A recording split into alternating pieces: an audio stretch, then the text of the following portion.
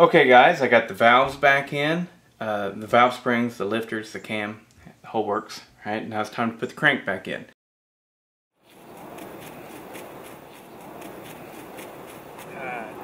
There gotta be a better way than this.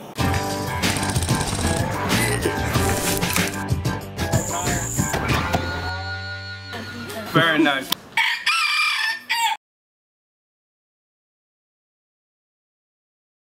Now whenever you're putting the crank back in, you got to make sure it's timed properly.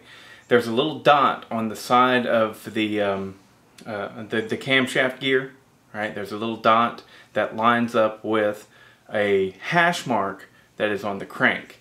Now when you get those two lined up, boom, you're timed. So, or at least I think. I've never done this before, but I've done a lot of engines and usually they work this way. So I'm going to show you what it's like. So, see the little dot right there? Little dot.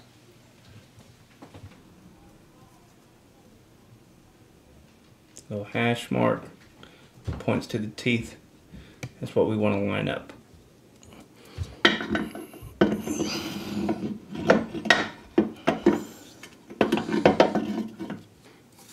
See the little hash marks right there, little dots right here, so we turn.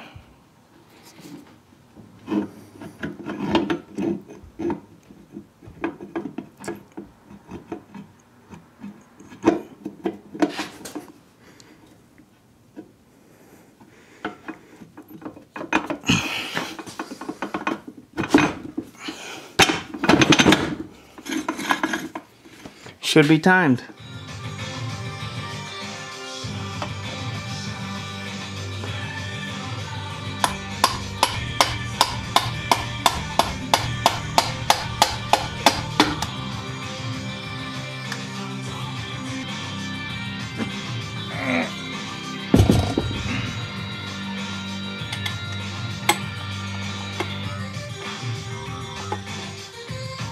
Shit. Okay guys, so after I put the engine together, I realized that I hadn't used any assembly lube. So, even though you won't see it in the video, I did break it back apart.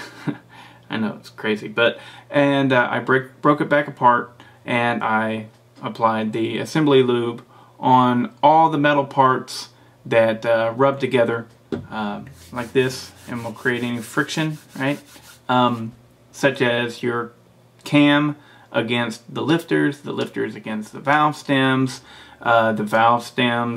into the brass valve guides. I put assembly lube all over everything, and it was especially important to put assembly lube, I feel like anyways, on the rod to crankshaft journal area, because these right here don't have a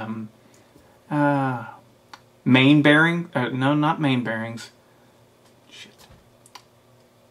The things that go in between the rod and the journal itself. They're like shims. But anyways, maybe they're not called caps. Whatever, I can't think of them. Point is it was so important to me that I broke it back down in order to get some assembly lube on all the parts. This is important because if you don't, then the first time that you fire off your engine, there's going to be a period of time that nothing has any oil on it. So it's extremely important whenever you're building one of these engines to always make sure and remember to use assembly lube. This right here is it's a Lucas Oil synthetic, semi-synthetic assembly lube. Whatever you got is fine.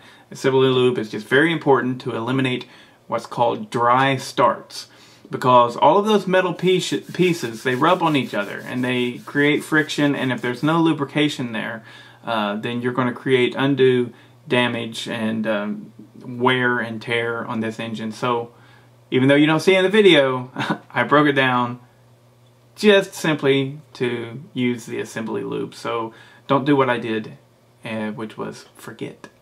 Alright, so continue enjoying the video, or at least I hope you're enjoying it.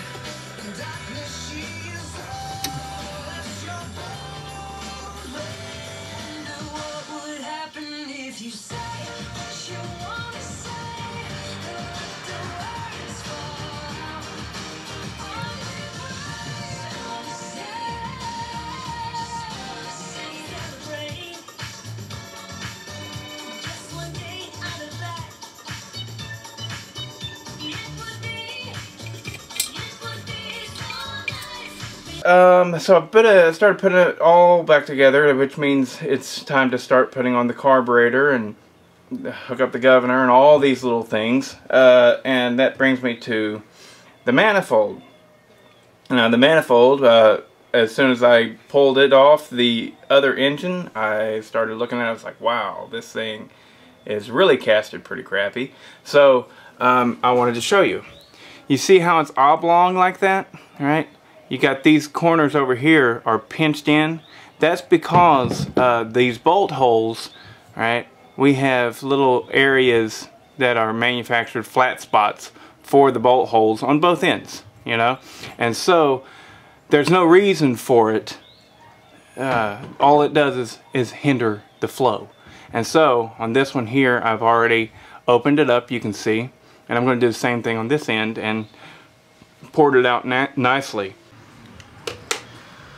Okay, my brother was telling me how restricted these Briggs and Stratton engines are, and he was talking about it, and he's like, you wouldn't believe it, they're so restricted, blah blah blah.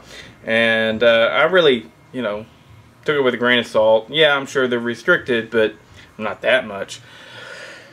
Now that I'm digging into this thing, I'm going, well, he might have a point there, you know. Really, it's a big deal. But I've managed to get a lot of material removed from here. We got a nice smooth shot, nice porting job done, and if you can see here, it's almost completely round. And same thing here. And this one's even closer to it. But and I took a lot out right there, right. Let me see. Let me turn this right here. That little turn right there. There was a lot of material right there that the fuel would have to go up and in, and I cut it out so it goes in like that. So it should be pretty good, you know. I mean,